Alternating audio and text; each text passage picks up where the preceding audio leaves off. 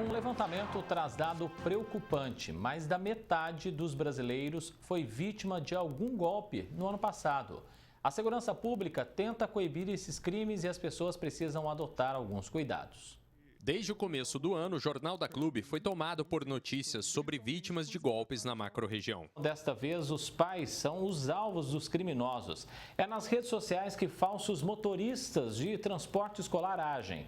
As mães acreditam no serviço ofertado, realizam um pagamento antecipado, só que o serviço não é realizado. A Secretaria da Fazenda de Ribeirão Preto alerta a população sobre o envio de e-mails falsos de tributos municipais como o IPTU. Eu recebo muitos e-mails fraudulentos, muitos e-mails de impostos, e-mails de conta telefônica, e-mails até de consultas médicas. E aí eu fui pegar o telefone já não tinha mais WhatsApp, tinha desaparecido de lá. E logo em seguida, assim, foi tudo muito rápido, a gente já começou a receber mensagem, mandar mensagem para o dono, para o cliente, querendo que pagasse, sei lá, agendamento antecipado. Recebi e paguei. Ela caiu no golpe? Caí. R$ 475.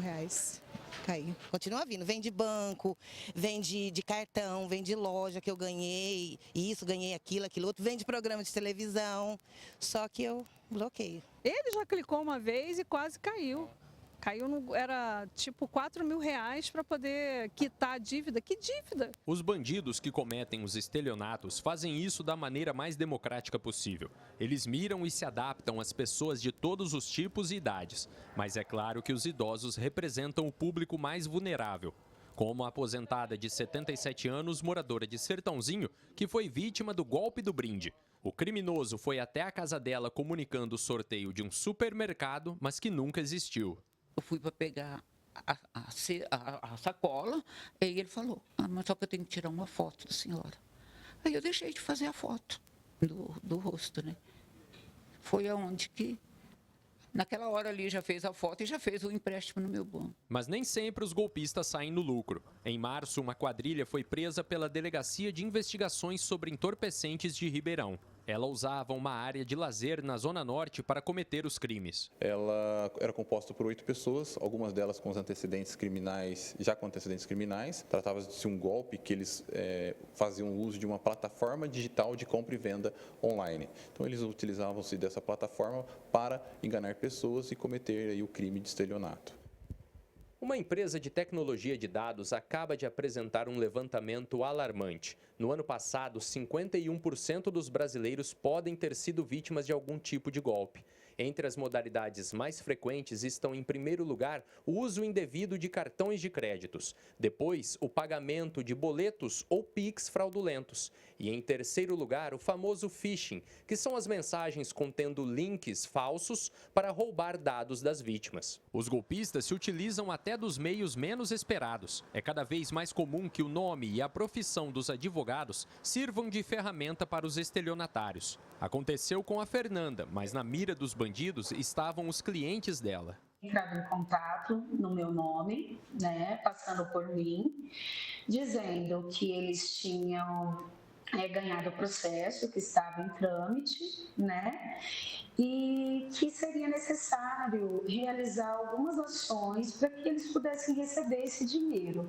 E depois, por fim, eles exigiam o dinheiro que a pessoa tinha em conta para que elas pudessem receber esse valor da condenação do processo. Na realidade, eles entraram em contato com os clientes de vários números diferentes, todos eles de São Paulo, do DDD 11.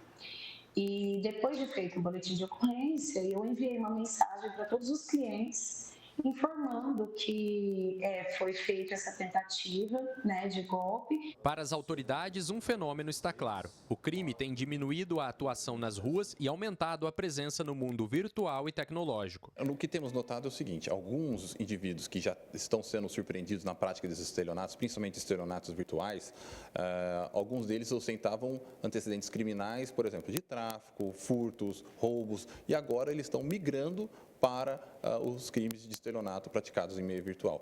Então, por algum motivo, talvez acreditando que seja um crime de maior difícil elucidação, né? Mas aí a polícia tem conseguido com sucesso chegar em algumas autorias e prender alguns criminosos relacionados a crimes virtuais. O que não muda é a necessidade de conscientizar as pessoas de que alguns comportamentos dificultam a vida dos golpistas. Então aí a população tem que utiliza as redes sociais, que utiliza plataformas digitais de compra e venda, sempre tem que estar muito atenta no momento da compra, principalmente no momento do pagamento. Tá? Então uma dica sempre é deixar aí, no momento do pagamento, ter certeza que o pagamento, a pessoa física, a pessoa jurídica que será beneficiada é a mesma de quem ela está comprando determinada mercadoria. Então, se a pessoa está comprando um carro numa empresa, por exemplo, de leilão, que esse dinheiro vá para uma pessoa jurídica relacionada a leilão e não para uma pessoa física. Se a pessoa está comprando, por exemplo, um livro de uma livraria, que esse dinheiro vá para uma conta relacionada à livraria. E existem pessoas assim muito bem instruídas que infelizmente estão caindo no golpe, né? Sim. As pessoas transferem o dinheiro para depois entrar em contato com o advogado, né?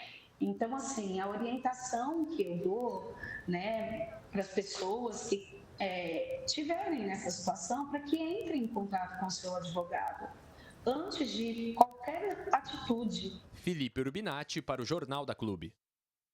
Advogado Dr. Luiz Vicente Correia, ao vivo já aqui conosco no nosso núcleo de jornalismo, então a gente segue falando sobre esse assunto. Doutor, esse dado então é importante, né, porque traz luz ao problema, mas preocupante de fato também. Metade dos brasileiros foi vítima de algum tipo de golpe aí no ano passado, então, ou seja, a gente vive uma insegurança nas ruas e agora também uma insegurança no mundo virtual, digital, né, doutor? Ótima tarde ao senhor. Boa tarde para você, André, e para todos que nos assistem. É lamentável que um número tão expressivo de pessoas, de brasileiros, sendo vítimas de crimes virtuais, além dos crimes reais que acontecem no dia a dia nas ruas da nossa cidade. Mas eu faço lembrar também que boa parcela desses crimes, se não a maioria deles, são cometidos tão somente utilizando a lábia, pura lábia daquela pessoa que está praticando o golpe, contra a inocência das pessoas que estão sendo vítimas de um golpe. Portanto, eu entendo que as pessoas têm que ter um pouco mais de cuidado ao responder, ao confirmar, ao negar qualquer proposta que venha do mundo virtual. Doutor, a gente tem aí já uma legislação, né, para lidar com os crimes físicos, né, aquele crime pessoal, digamos assim, que acontece. O senhor acha que a legislação está preparada para lidar com essa nova realidade no mundo virtual também? Muito bem, você lembrou bem que a nossa legislação, que hoje está em vigência, ela atende momentaneamente a modalidade de crimes que está acontecendo. No entanto, é bom lembrar também que os crimes e os criminosos, eles estão bem avançados na modernização da prática dos seus crimes. E a legislação precisa ir acompanhando esta modernização e o nosso legislador é que precisa também estar atento para poder estar sempre atualizado e atualizando a nossa legislação, até porque temos agora a inteligência artificial, que é mais um meio de se praticar crimes de modo muito mais agressivo no sentido de enganação, muito mais enganador, para poder atingir as vítimas, que são, na maioria das vezes, pessoas inocentes e que acreditam em propostas, muitas vezes, miraculosas.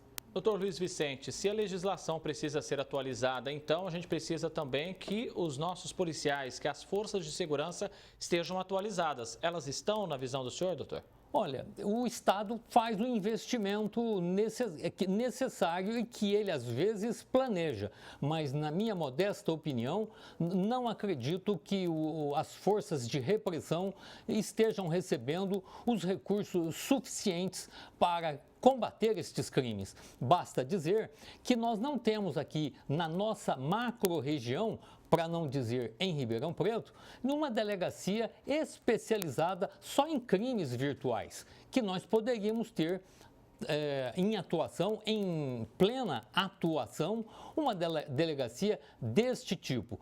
Todos os crimes, muitas vezes, são levados para a Delegacia de Investigações Gerais, que eles desenvolvem, a par disto, é bom que se diga, um trabalho de excelência com as forças e com os materiais que possuem e que o Estado fornece. O trabalho executado é de primeira qualidade, mas poderia ser muito melhor se tivéssemos uma delegacia especializada de combate aos crimes cibernéticos.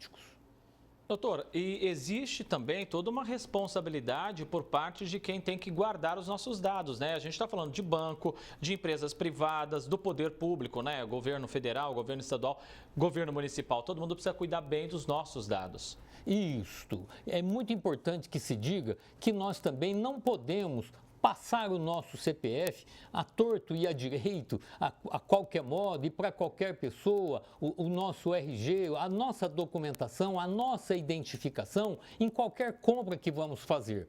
Porque nós não conhecemos a idoneidade da empresa que está recebendo essas informações que são pessoais. Existe a lei de proteção de dados, mas boa parte dos nossos dados são repassados para o mundo virtual para que nós possamos receber propagandas. Então, não podemos, de modo algum, fornecer em qualquer lugar os nossos dados pessoais. Temos que evitar de repassar os nossos dados para evitar que eles circulem pela internet. E o doutor delegado, o doutor Diógenes, disse muito bem que no momento em que se vai fazer as compras, nós precisamos também certificar de que realmente aquele pagamento que vai ser feito é para aquela empresa que realmente está vendendo o produto de forma e de maneira virtual. Advogado doutor Luiz Vicente Correia, agradeço a presença do senhor aqui com a gente. Boa semana, até mais, viu, doutor? Uma boa tarde a todos.